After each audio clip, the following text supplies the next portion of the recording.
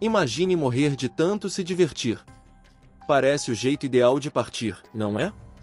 Mas e se a diversão não fosse uma escolha, mas uma tortura física da qual você não consegue escapar? Em julho de 1518, a cidade de Estrasburgo testemunhou o evento mais bizarro e inexplicável da medicina medieval. Não foi uma guerra, não foi a peste negra e não foi um desastre natural. Centenas de pessoas foram para as ruas e começaram a dançar. Elas não pararam para comer, não pararam para dormir, o mais assustador, não pararam nem quando seus pés começaram a sangrar e seus corações explodiram de exaustão.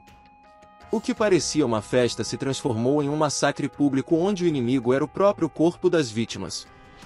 Tudo começou com uma única mulher, conhecida como Frau Trofia.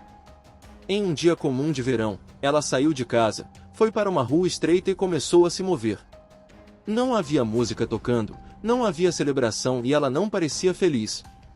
Seu rosto não demonstrava alegria, mas sim um foco vazio e perturbador.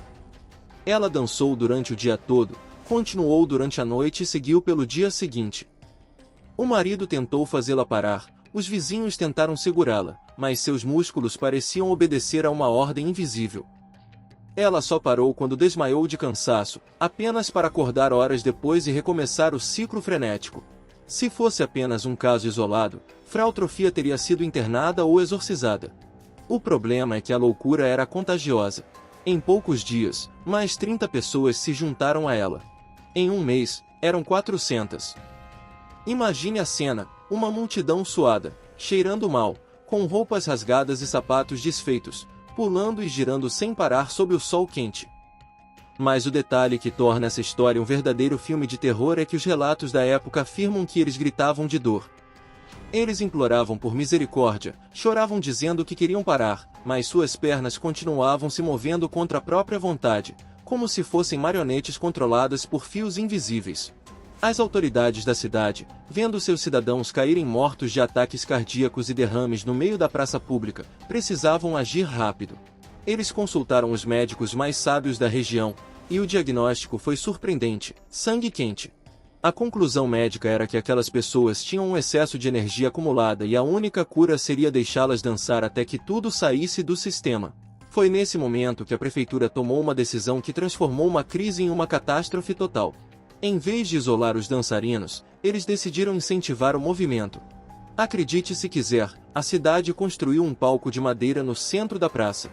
Eles contrataram músicos profissionais para tocar tambores e flautas dia e noite, e pagaram homens fortes para segurar os dançarinos que estavam caindo, mantendo-os em pé para que continuassem se movendo. A lógica era dançar para curar, mas o efeito foi exatamente o oposto. A música e a estrutura agiram como um imã. Pessoas que estavam apenas assistindo sentiram o ritmo e foram sugadas para dentro da roda mortal. O que era para ser a solução virou o combustível do apocalipse.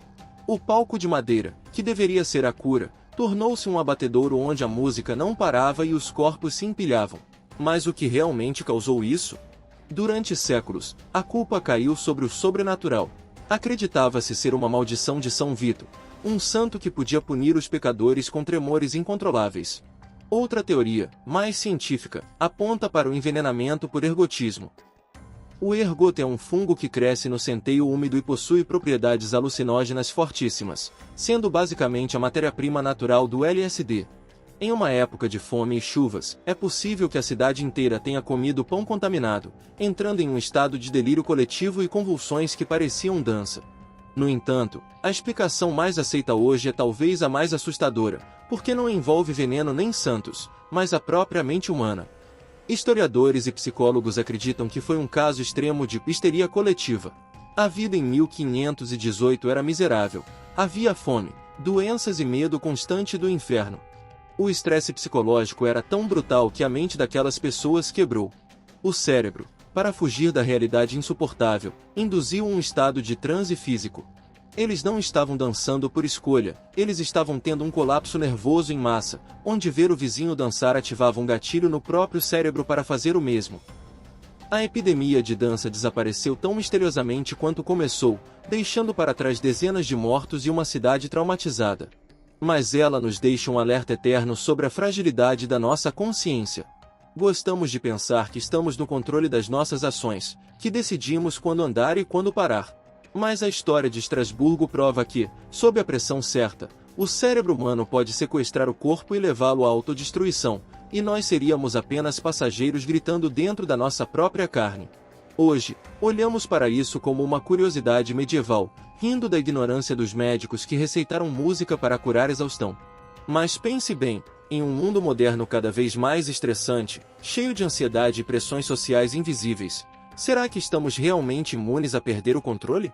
Ou será que a nossa própria versão da epidemia de dança já começou, e nós estamos apenas ocupados demais seguindo o ritmo para perceber que não conseguimos mais parar?